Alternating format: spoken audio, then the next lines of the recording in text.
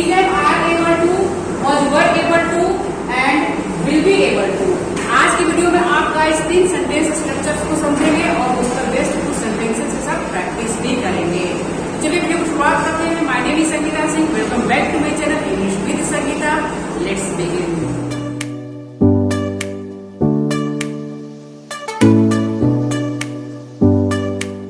Guys अगर आप present ability यानी कि वर्तमान में कुछ कर पा रहे हैं, कुछ कर पाने की क्षमता है, तो वहां पर आप क्या करेंगे, is am are able to का यूज करेंगे। इज एम आर सॉरी यहाँ पर एबल टू का यूज करेंगे।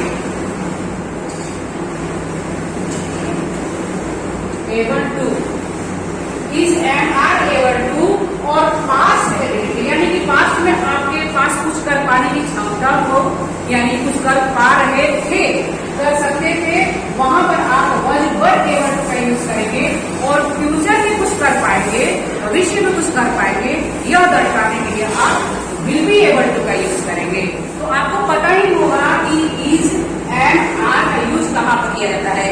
अगर सब्जेक्ट सिंगुलर होगा, यानी कि नाउन या pronoun singular, he, she, it या किसी एक के नाम के साथ आप इसका यूज करेंगे, एंड आई के साथ यूज करेंगे। और आर जो है सब्जेक्ट नाउन या प्रोनाउन प्लूरल हो, वहां पर आप आर का यूज करेंगे। You, we, they, Ram and Shyam, more than one की जब बात होगी वहां पर आर का यूज करेंगे। और पास्ट में आई के साथ भी आप वज का यूज करेंगे, और सिंगुलर प्रोनाउन एंड नाउन के साथ आप वर्स का यूज करेंगे। Single pronoun that means he, she, it, वहां पर आप वर्स का यूज करेंगे, आई के साथ करेंगे, और वर्ड का यूज प्लूरल प्रोनाउन नाउन के साथ करेंगे। लेकिन विल बी एबल टू का यूज आप सभी के साथ करेंगे, चाहे नाउन या प्रोनाउन सिंगुलर हो या प्लूरल, वहां पर आपको विल बी एबल टू का ही यूज करना है। शैल बी एबल टू का यूज आप नहीं करेंगे। चलिए फिर हम सेंटेंसेस के साथ प्रैक्टिस करते हैं। सेंटेंस गाइस कि मैं तैर पा रहा हूँ, पा रहा हूँ, इस तरह से सेंटेंस के एंड में आएगा पा रहा हूँ, या मैं तैरने में सक्षम हूँ, मैं तैर सकता हूँ, इस तरह से आप बोल सकते हैं। पा रहा हूँ, पा रही हूँ, इस तरह से आएगा। तो यहाँ पर आपको is am are able to का यूज करना है, क्योंकि सब्जेक्ट यहाँ पर मैं है, आई आप यूज करेंगे, आई के साथ मैं, और यहाँ पर एबल टू का यूज करना है, आई एम एबल टू, और इसके बाद में तैरने के लिए स्विम। एक बात का आपको विशेष ध्यान देना है कि टू के बाद में वर्ब के बेस फॉर्म का ही यूज करना है, V1 का यूज करना है। I am able to swim, मैं तैर पा रहा हूँ, मैं तैरने में सक्षम हूँ। प्रेजेंट एबिलिटी दर्शाने के लिए आपको आई एम एबल टू का यूज करना है। वह अंग्रेजी बोल पा रही है, she is able to.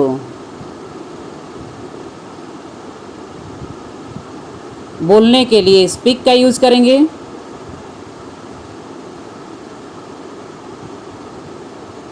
Speak English.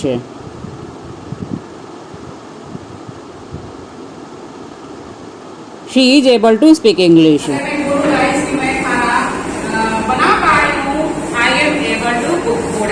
मैं अंग्रेजी पढ़ा पा रही हूँ, I am able to speak English.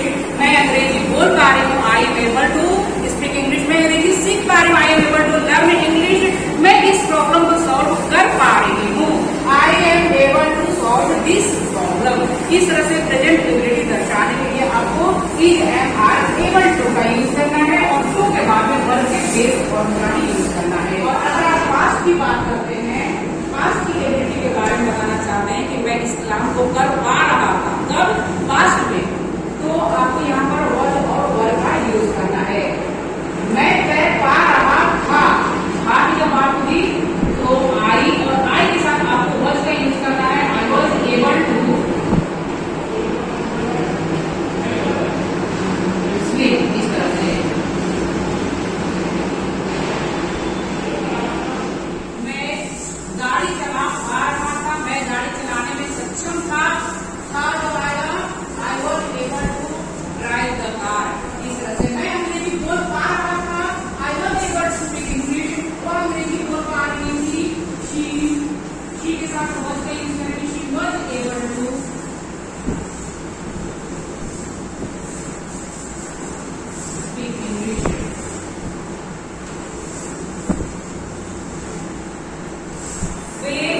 Problem को सॉल्व कर पा रहे थे। They were able to solve that problem, उस प्रॉब्लम को। इस तरह से गाइस आपको सिंगल नाउन प्रोनाउन से वर्ब का यूज करेंगे, और अगर नाउन प्रोनाउन प्लूरल आए तो वहां पर आप वर्ब का यूज करेंगे। कब? अगर आप पास्ट एबिलिटी की बात करते हैं तब।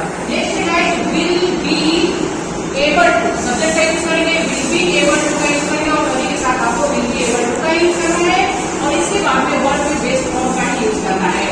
टू के बाद में वर्ब बेस फॉर्म में चाहिए। फ्यूचर एबिलिटी, फ्यूचर की बात करते हैं तो अगर आप बोलते हैं कि मैं पाऊंगा, फ्यूचर की बात होती है, पा रहा हूं नहीं, पाऊंगा, या मैं करने में सक्षम रहूंगा, तो यहाँ पर आप क्या करेंगे? आई, और आई के साथ विल बी, सभी के साथ विल बी भी लिखेंगे यहाँ पर, will be able to swim. इस तरह से मैं तैर पाऊंगा, I will be able to swim. अंग्रेजी बोल पाएगी, she will B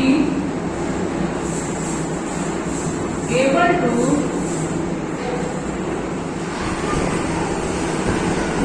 speak English.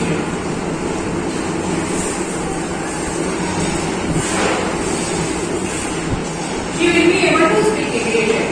मैं सिखा पाऊंगी या पढ़ा पाऊंगी, I will be able to speak English. मैं खाना पका पाऊंगी, I will be able to cook food. मैं झाड़ू कर पाऊंगी, I will be able to sweep the floor. मैं बर्तन धो पाऊंगी, I will be able to do the dishes. यानी कि कोई काम कर पाऊंगी, करने में सक्षम रहूंगी, यह दर्शाने के लिए विल बी एबल टू का आपको यूज करना है। विल बी साथ में आएगा, और इसके बाद में एबल टू, और टू के बाद में वर्ब के बेस फॉर्म का यूज करना है।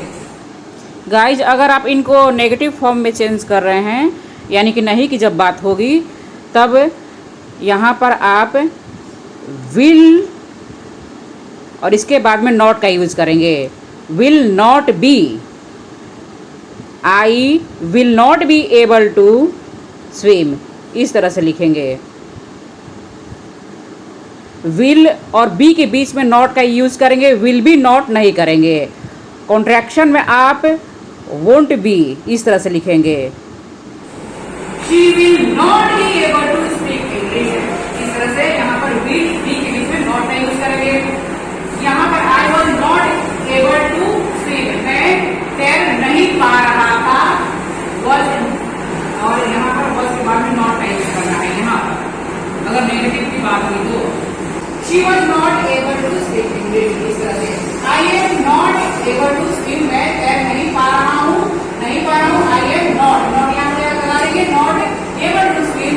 She is not able to speak English, वो इंग्लिश नहीं बोलता है। I am not able to teach English, मैं इंग्लिश नहीं पढ़ा पा रही। I am not able to cook food, मैं खाना नहीं पका पा रही। इस तरह से ढेर सारे सेंटेंसेस को बनाइएगा, अगर आप चाहे तो स्क्रीनशॉट ले लीजिए।